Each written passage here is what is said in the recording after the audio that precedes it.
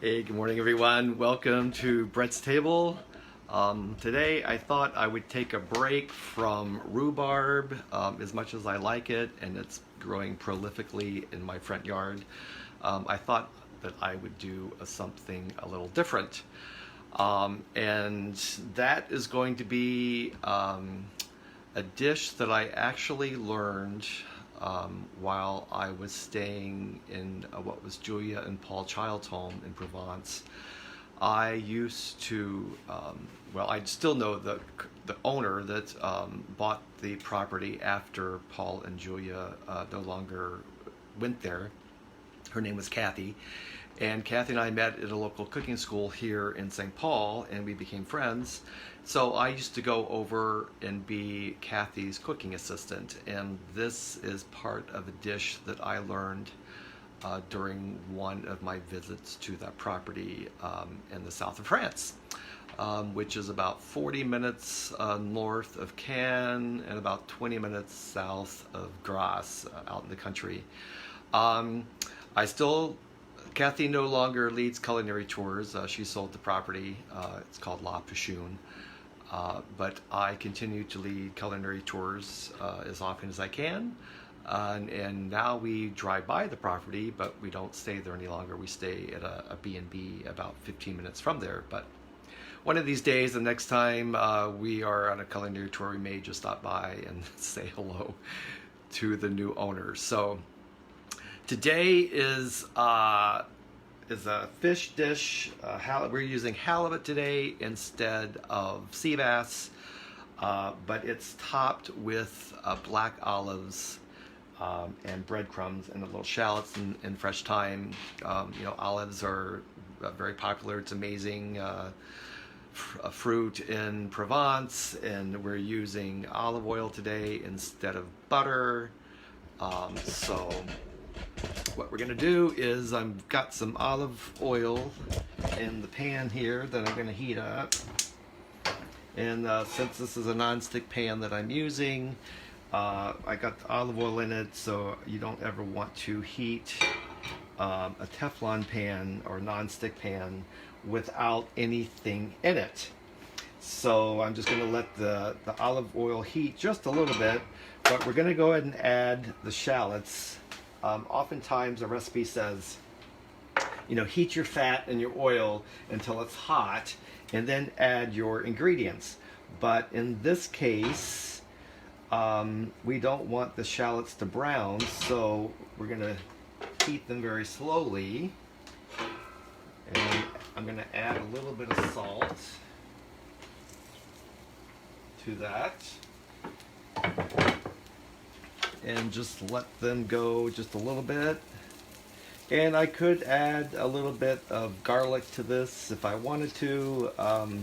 The recipe on my website calls, this recipe is for 8. I'm doing today a recipe for 1. So it's, I may have some of this topping left over, which I'll just save and add to a scrambled egg or an omelet at some point. So I'm going to turn this down. I'm going to add my black olives that I have diced up. A minute, I'll add them all.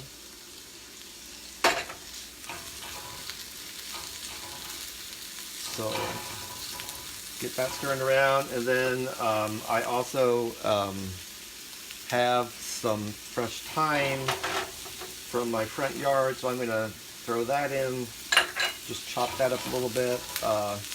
Thyme, often thyme is grown wild in Provence, so it's very typical. If I didn't have any fresh thyme, I could use some herb de Provence. And then I also have some breadcrumbs that I'm going to add as well. You could use any kind of breadcrumb. These happen to be, I made a brioche, 2 loaves, and what does one do when you're recipe testing with 2 loaves of brioche? So I just dried them out and then pulverize them in my food processor and then put them in the freezer. So just going to toast the breadcrumbs with my other ingredients here.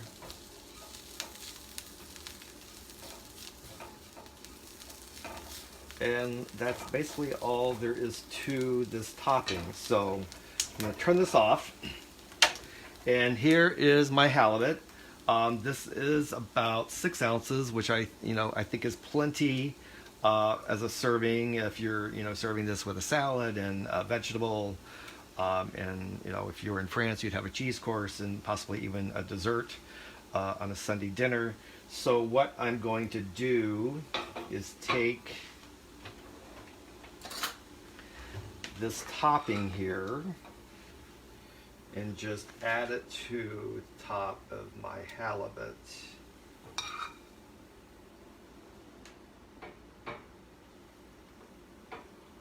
And just, can everybody see what I'm doing?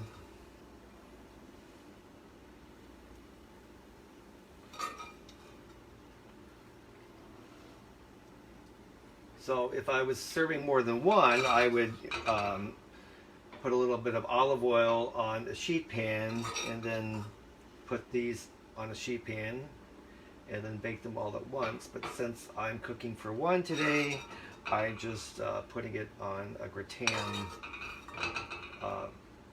in a gratin dish and cooking it that way. So I'm going to actually add a little more olive oil to this.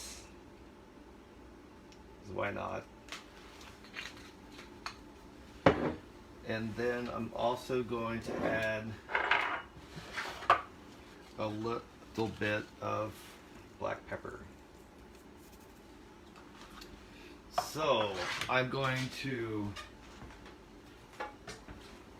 put this on a small sheet pan, and then this is going to go in the oven for about 10 minutes. So we'll see if I'm still on air in 10 minutes.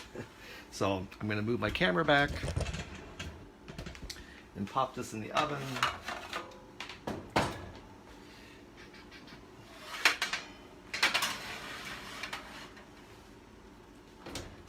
So, and set my timer for 10 minutes so that I don't forget. So while that is cooking, a couple of other things. We're going to serve, or I'm going to enjoy a glass of rosé.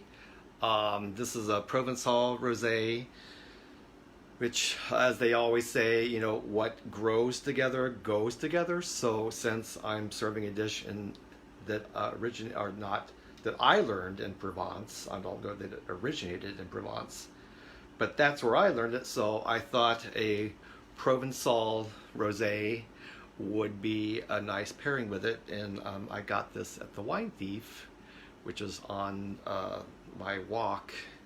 So it's nice. It's very convenient to have a wine store that just happens to be on your daily walk. So I'm serving that.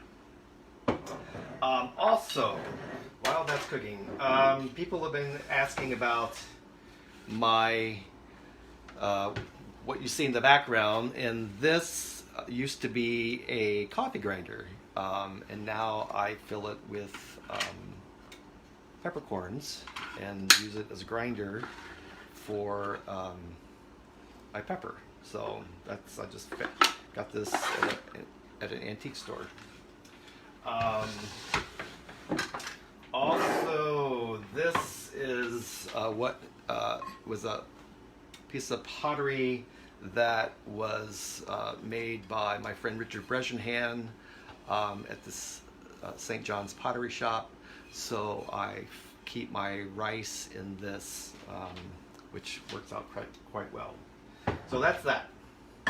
And then many years ago, my brother Kevin made this salt box for me, and he makes them and sells them. And actually, this one is has 3 bins, as you can see, because I have Mexican salt that I got from Mexico, And this is my everyday kosher salt. And then this is a fleur de sel from France that I bring back when I'm over there. You can buy it by the kilo for like less than $10. So that's my salt box. It's easy to reach in and grab salt with your fingers. If you have to measure, you can do that. So that's my salt box. So what else? What else would you like to know? Because we still have 7 minutes, as my friend Jane says. 7 minutes on TV is like 3 days in real life.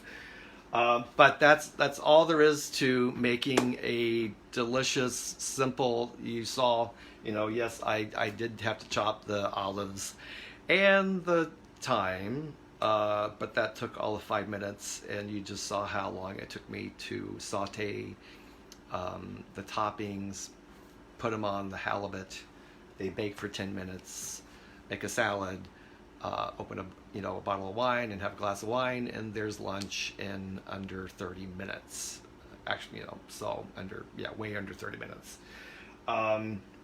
So yes, I oftentimes, I've been known to make complicated menus or dishes or recipes, and it can take me 3 days to make puff pastry or other, the charlotte that I made actually didn't quite take that long, once I got it down the second time. But next time I'm gonna skip the lady fingers that were purchased and probably make either homemade lady fingers or make genoise to use, because the lady fingers just did not taste very good in that. So so where are we at now? We still have 5 more minutes until this halibut is done. So I think instead of waiting, unless somebody has a question for me, once this is done, I'll take a picture. Bonjour, Jill. Hello, Fred. And I'll let you know what it looks like, because that's one thing I don't like, is eating standing up. So I'll move to my dining room table and enjoy lunch there. One of these days, I hope I'm not eating by myself and will be able to invite friends over. Mexico, yes. Beth's asking about Mexico. I was in Puerto Vallarta 2 years ago for the first time with some friends, and took a cooking class. Actually took 2 cooking classes down there in Puerto Vallarta.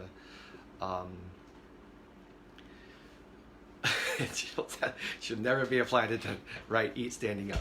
Yeah, it's not ideal. Anyway, if you ever get to Puerto Vallarta, you should definitely seek out the cooking classes. One was at a restaurant, and sadly I forgot the name of that restaurant, but the other one is Rosie's Cooking in Vallarta, I believe. Anyway, if you're interested, I will definitely put you in touch with both of these amazing women and what they are producing in Puerto Vallarta.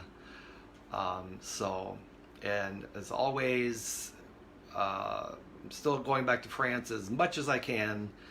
Once this craziness ends, hopefully we'll have a culinary tour lined up in the fall of 2021. Hopefully I will get back there with a group before then, if not by myself, because that's my home away from home. So Beth's always saying she did some excellent classes in Osaka, which I have no doubt. Definitely need to get back to Mexico. Would love to go to Mexico City at some point. Still planning on heading out to California again and teaching other classes out there. So again, once the craziness is over, if you would like for me to come to your home and teach a class, I'm more than happy to do that. So thank you so much for tuning in today. Like I said, we've got 3 minutes left. So when this is all over, Like I said, I'll pull it out of the oven and take a picture of it and let you all know what it looks like. Yeah, also, summer is here, and I probably don't know that I will be wearing a bow tie much longer because I'm already sweating. So thank you all. Be safe. I am hoping, yeah, not everyone is safe in Uptown last night because one person was killed and 10 or 11 people were injured due to gun violence. So praying that all this will end sooner rather than later. So appreciate you all. Stay safe. Share your table with those that you love. Invite a stranger to your house too, because they won't be strangers then once you get to know them. So thanks all. Have a great day, and we will talk to you soon. Bye now.